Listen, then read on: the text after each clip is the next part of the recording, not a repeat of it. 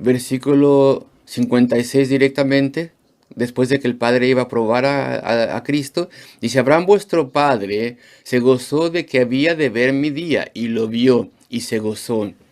Ese es el segundo encabezado. ¿Cómo Cristo centrará todo? Él es la clave para entender la escritura y para entender la raza humana.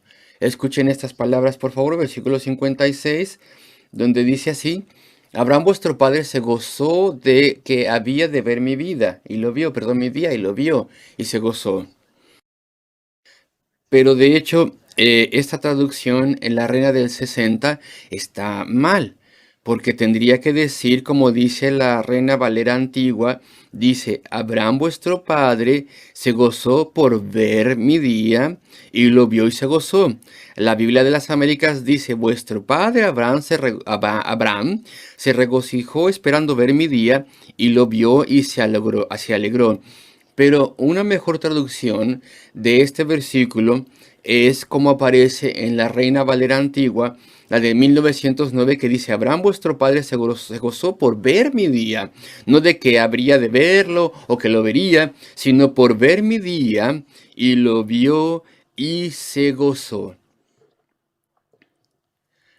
Y la Biblia de las Américas, junto con la Reina del 60, tienen una traducción de menor calidad en este versículo específicamente, pero la Reina Valera antigua, la de 1909, está mejor. Se gozó por ver mi día y lo vio. Y claro, Abraham vio el día de Cristo.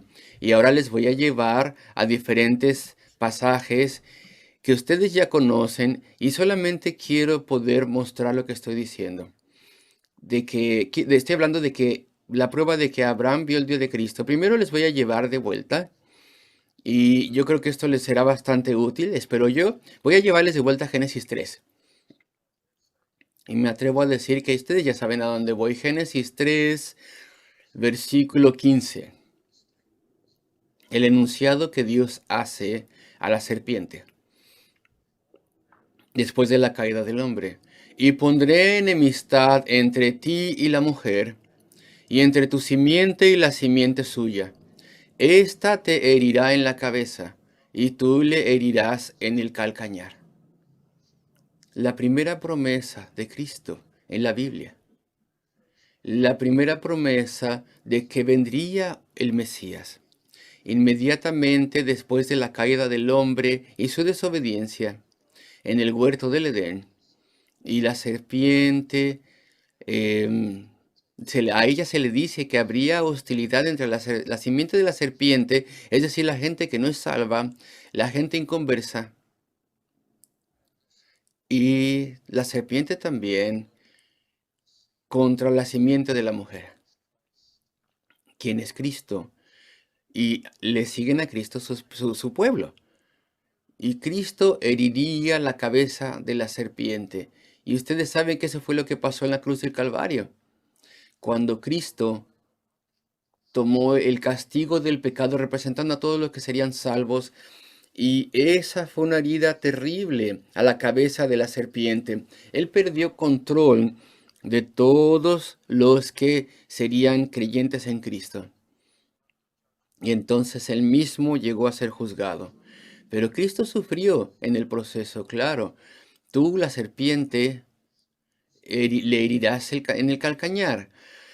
Y aquí vemos el Calvario, la muerte redentora de Cristo. Entonces habría un gran descendiente, Adán y Eva, y eso estaba firmemente en las mentes de todos los piadosos a través del Antiguo Testamento. Ese gran descendiente de Adán y Eva, a través de quien el mundo sería redimido. Y voy ahora a Génesis 15, donde la misma promesa comienza a revelarse a Abraham. Cristo dice, Abraham se gozó de que vio mi día, el día en el que vendría, el día en el que el Mesías aparecería. Génesis 15, después de estas cosas, versículo 1, vino la palabra de Jehová a Abraham en visión diciendo, no temas, Abraham, yo soy tu escudo y tu galardón será sobremanera grande. Y Abraham le dijo, Señor Dios, ¿qué me darás porque no tengo hijo? Ando sin hijo. Y versículo 3 dijo también Abraham, mira que no me has dado prole. Y he aquí que será mi heredero un esclavo nacido en mi casa. El versículo 4, luego vino a él palabra de Jehová diciendo, no te heredará este, sino un hijo tuyo será el que te heredará de sus propias entrañas. Y entonces le sacó y le dijo, mira ahora los cielos, versículo 5, y cuenta las estrellas si las puedes contar. Y le dijo, así será tu descendencia. Versículo 6, y creyó a Jehová y le fue contado por justicia. Y después se le dio un gran sello a Abraham, de, que corroboraría que él tendría mucha o gran descendencia. Y este es el principio del desenvolvimiento de la promesa. Y en Génesis 17 todavía se muestra más, donde dice en el versículo 1, era Abraham de edad de 99 años cuando le apareció Jehová y le dijo, yo soy el Dios Todopoderoso, anda delante de mí y sé perfecto, y pondré mi pacto entre mí y ti, y te multiplicaré en gran manera. Entonces Abraham se postró sobre su rostro, y Dios habló con él diciendo, he aquí mi pacto es contigo, y serás padre de muchedumbre de gentes, de naciones. No solamente los hebreos, sino muchas naciones, incluso las naciones gentiles en el futuro. Ellos también heredarían la fe de Abraham. Sería un padre de muchas gentes, muchas naciones. Y leo versículos 6 y 7. Y te multiplicaré en gran manera. Y haré naciones de ti, y reyes saldrán de ti, y estableceré mi pacto entre mí y ti, y tu descendencia después de ti, en sus generaciones por pacto perpetuo, para ser tu Dios. Y vemos que la promesa se explica todavía más. Después, Génesis 22. Este pasaje muy famoso que ustedes conocen, en el versículo 1, aconteció después de estas cosas que probó Dios a Abraham y le dijo, Abraham, y él respondió, heme aquí. Y dijo, toma ahora tu hijo, tu único Isaac, a quien amas, y vete a tierra de Moría, y ofrécelo allí en holocausto sobre uno de los montes que yo te diré. Qué prueba tan grande para Abraham. Él conocía al Señor de cerca, él creía en Dios y había probado la fidelidad de Dios en tantas formas, se había escuchado su voz e incluso había visto apariciones preencarnadas de Cristo. ¿Qué prueba tenía él ahora? Tu único hijo, en quien la promesa vive de que tú tendrías una gran descendencia. A él ofrécelo como sacrificio, como holocausto, y Abraham lo iba a hacer. Él creía que Dios no podía dejar de cumplir su promesa. Él obtuvo la conclusión, como leemos en Hebreos, que Dios tenía tal vez la intención de levantarle una vez más de forma maravillosa, de forma notoria. Y entonces Abraham se levantó muy de mañana, versículo 3, enalbardó su asno y tomó consigo 2 siervos suyos y a Isaac su hijo. La Biblia inglesa hace pensar a los lectores que Isaac era muy pequeño, muy joven, muy chiquillo. Eso pasa con la Biblia inglesa. Sin embargo, en español no es así. Abraham tenía como 17 o 19, no dice que fueron niños y era su hijo. Y su hijo ya tenía una gran fe como la de su padre. Él estaba de acuerdo en todo ello. Él sabía que él era el heredero a través de quien la simiente prometida vendría, el gran Mesías, aquel que revertiría la caída del hombre y quien prepararía el camino para la salvación de muchos y para la gloria y la vida eterna. Pero entonces él estaba de acuerdo, él fue. Y en el último momento, no voy a ver toda la narrativa, no hay tiempo. Ustedes saben que Dios detuvo la mano de Abraham. ¿Y por qué a Abraham se le puso en esa terrible experiencia? ¿Por qué fue probado de esa forma? Dios conocía su fe ya. Dios no necesitaba probar a Abraham. Dios conocía su corazón. ¿Y por qué entonces Abraham fue puesto a que atravesase esa experiencia? ¿Por qué tenía que experimentar el sentimiento de que tenía que entregar a su único hijo? Pues tal vez porque Dios ayudó a Abraham a que se identificase con él. El Padre enviaría al Salvador, el Mesías. Él lo entregaría por los pecados del mundo. Claro que volvería a vivir, pero él tendría que ver que fuera crucificado en esa cruz del Calvario. Y el Padre pondría sobre su amado Hijo, quien es también Dios junto con él, el Padre pondría sobre él, sobre Cristo, el pecado de todos los que serían salvos y castigaría esos pecados en él en vez de en ellos. Cristo sufriría una gran humillación y terrible agonía y terror. Y Abraham sería capacitado para que pudiera identificarse con Dios en esa posible pérdida de su único hijo. Y eso está incluido cuando Cristo dijo, Abraham vio mi día. Él podía ver el futuro. Él sabía lo que pasaría. Dios se lo mostró. Dios lo llevó hasta ese punto de gran identificación con Dios.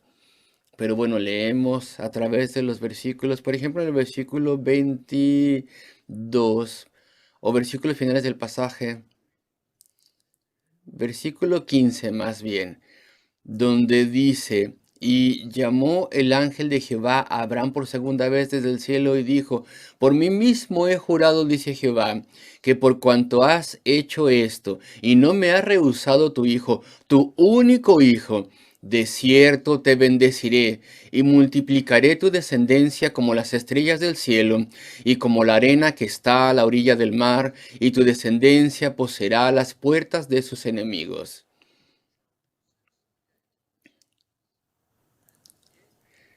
En tu simiente, versículo 18, serán benditas todas las naciones de la tierra, por cuanto obedeciste a mi voz. Si Abraham no lo sabía antes, y yo creo que sí lo sabía, pues ahora entonces se daba cuenta con toda certeza que la promesa sublime de la simiente prometida no era Isaac, sino uno mucho más grande que Isaac, que vendría mucho tiempo después, a través de quien todas las naciones de la tierra serían benditas. Abraham vio el día de Cristo. A través de los siglos, el Hijo de Dios vendría, a través de quien todas las naciones de la tierra serían bendecidas. Él lo sabía. Entonces voy a la carta a los Hebreos, capítulo 11, donde se nos explica con términos tan sencillos, versículo 8, las cosas se nos explican. Por la fe Abraham, siendo llamado, obedeció para salir al lugar que había de recibir como herencia, y salió sin saber a dónde iba. Por la fe habitó como extranjero en la tierra prometida, como en tierra ajena, morando en tiendas con Isaac y Jacob, coherederos de la misma promesa. Y aquí tenemos el versículo fundamental, porque esperaba la ciudad que tiene fundamentos, cuyo arquitecto y constructor es Dios. Él vivía en tiendas, tan rico, o sin importar cuán rico llegó a ser, sin importar cuán grande número de ganado tenía, cuántas posesiones tenía, él vivía en casas de campaña, en tiendas de campaña. Y eso era un símbolo y una señal para nosotros de que esta tierra no es el lugar para nosotros. Esta vida presente no es la vida suprema para nosotros. Estamos viviendo, o él vivía como peregrino, porque toda mi vida señala y anhela esa ciudad que tiene un verdadero fundamento, es decir, el espiritual. El fundamento es Cristo y su amor redentor y su muerte en la cruz del Calvario. Una ciudad firme, indestructible, una ciudad eterna en los cielos, una tierra celestial cuyo arquitecto y constructor es Dios. Y si vemos el versículo 13, el escritor de los Hebreos explica todavía más por si acaso no lo hemos entendido. Habla de Abraham y de sus hijos los patriarcas y dice, conforme a la fe murieron todos estos, sin haber recibido lo prometido. Las promesas de una ciudad que tiene fundamento. Y creyéndolo y saludándolo, mirándolo de lejos y confesando que eran extranjeros y peregrinos sobre la tierra, estaban persuadidos del día de Cristo, que Él vendría y compraría la salvación, vendría aquel a través de quien todas las naciones del mundo serían bendecidas. Y fueron persuadidos y abrazaron esas cosas y confesaron que eran extranjeros y peregrinos sobre la tierra. Porque los que esto dicen, los que viven en tiendas, etcétera, los que vivían esos símbolos, declaraban, decían, daban a entender claramente que buscaban una patria, pues si hubiesen estado pensando en aquella de donde salieron, ciertamente tenían tiempo de volver a Harán. Hubieran podido tener tiempo para volver a ese lugar de donde salieron. Pero ellos anhelaban una mejor, es decir, celestial, versículo 16, por lo cual Dios no se avergüenza de llamarse Dios de ellos. Entonces Cristo le dice a los líderes de los judíos que Abraham vio mi día. Ustedes dicen que ustedes son hijos de Abraham, pero él sí podía ver todo esto. Él podía ver mi ministerio y mi venida y lo que yo haría y mi sufrimiento y muerte. Él incluso se había identificado con todo ello. Ustedes pueden ver mi día. Él pudo ver mi día y se gozó. Y el griego dice, de hecho, él saltó de gozo. Y los traductores lo han puesto de forma más refinada. Se gozó. Pero él saltó del gozo que tenía. Tenía tan grande gozo. Y entonces se gozó. Y eso pasó incluso antes del nacimiento de Isaac. Por eso llamó a Isaac como le llamó, lo cual significa risa, carcajada, risa. Él se gozó. Tenía tan grande gozo de ver la venida del Salvador un día, ese gran descendiente. Y entonces el Antiguo Testamento avanza y las promesas son repetidas una y otra vez. Y los profetas toman el tema del mensaje y hablan al respecto de aquel que vendría. Pero los líderes de los judíos en el tiempo de Cristo no lo habían visto. Vieron la narrativa histórica del Antiguo Testamento, pero no vieron las promesas. Tan claras como eran, no las vieron. Y no vieron las profecías. Y no vieron esa línea de promesa, de principio a fin, ese gran cable, ese gran hilo, si tú quieres, que corre a través de todo el Antiguo Testamento, donde vemos las sombras y señales, los ejemplos de Cristo, todo es al respecto de Cristo. Y lo mismo pasa contigo y conmigo. Somos salvos por la sangre de Cristo. Y si tú no ves a Cristo en el Antiguo Testamento, entonces no tendrá sentido para ti.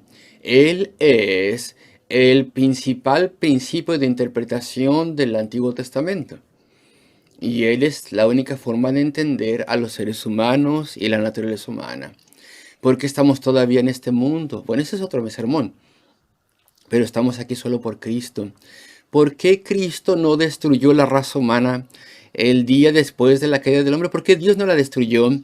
Pues porque el Salvador vendría, quien sufriría y moriría para salvar a millones de personas que serían recogidas de toda nación a medida que pasaban los siglos del tiempo de este mundo, para que ellos pudieran heredar y habitar el cielo eterno con el Señor. Y si tú no entiendes la obra de Cristo, pues está todo perdido. Él es la razón por la cual todo es perpetuado. Él es la razón de todas las cosas. Y nuestros ojos han sido abiertos en la conversión y le servimos y le amamos. Y no podríamos tener alguna situación, alguna prueba, alguna dificultad que nos sobrecogiera de tal forma que no pudiéramos confiar más en Cristo. ¿Y por qué no? Pues porque tú conoces a aquel que es la explicación de todas las cosas. Tú conoces a aquel que es la explicación de la palabra de Dios, de toda la historia. Tú conoces a aquel cuya esperanza eh, te sostiene. Y si tú eres salvo a través de la sangre de Cristo, pues tienes a Cristo. Y Cristo es la clave para entenderlo todo. Uno no podría tener una mayor bendición en el intelecto, en la mente, en el espíritu, en la vida, en el corazón, que no sea este llamado a entenderle a Cristo y amarle y servirle. Y lo vemos nosotros aquí en estas palabras. Y quisiera tener tiempo para poder llegar hasta el final del pasaje, porque hay algo final muy importante, muy maravilloso. Cuando los judíos le dijeron, tú no tienes 50 años, tú no estabas por ahí cuando Abraham estaba vivo, ¿qué quieres decir de que él te podía ver y tu día lo pudo ver? Versículo 58, Jesús les dijo, de cierto os digo, antes que Abraham fuese, yo soy. ¿Puedo decir una última cosita antes de terminar, amados amigos? Yo soy. Ese es el nombre de Dios, ¿no lo habías notado? En el Antiguo Testamento. Antes de que Abraham fuese, yo soy. Yo estaba con el Padre. Yo existía antes de Abraham. Yo soy eternamente el Hijo de Dios. Pero también, léanlo así, incluso en la Escritura, dejando de lado esa gran verdad de que Cristo está hablando al respecto de que Él es eterno. Incluso en la Escritura, antes de Abraham, antes de que Él fuese, yo soy. Cristo aparece en la Escritura mucho antes que Abraham. En el principio, en Génesis capítulo 3, versículo 15, la primera promesa del Salvador. Antes de Abraham, vemos a Cristo en la Escritura. Aplica de forma literal y también de forma bíblica. Antes de que Abraham fuese, yo estoy ahí. Y es así. Y una vez que Dios te capacita a entender esto, pues puedes entender todo. Terminemos entonces cantando el himno 192.